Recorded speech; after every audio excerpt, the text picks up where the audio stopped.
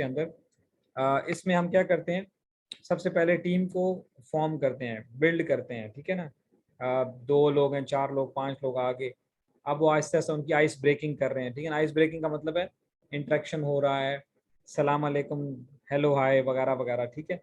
जब ये हो जाती है then they come the storming. जब वो अपने व्यूज शेयर करना शुरू करते हैं तो डिसएग्रीमेंट्स आते हैं, जैसे अभी हमने बात की, डिसएग्रीमेंट्स आते हैं। स्टॉर्म जैसे तूफान जिसे कहते हैं, इसका मतलब वो नहीं कि तूफान सब कुछ बहा के ले जाए, इसका मतलब कि डिसएग्रीमेंट्स। फिर जब डिसएग्रीमेंट्स को सेटल कर लिया जाता है तो नॉर्मिंग होती है। नॉर्मिंग होता है now everybody knows the norms of the group, norms of the team, ठीक है।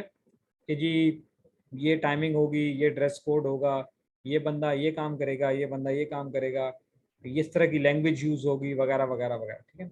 Means accepted standard for the team are set, कि जी ये चीज़ें एक्सेप्टेबल हैं, ये एक्सेप्टेबल नहीं है। No all the people are agreed on it, now they start working and then comes the performance. अब हर बंदे को क्लियरली पता लग गया है, सो परफॉर्मेंस स्टार्ट हो गई, ठीक है। So that is called as 4 stages of team development. इसमें एक और स्टेज भी होता है जिसे कहते हैं एडजॉर्निंग।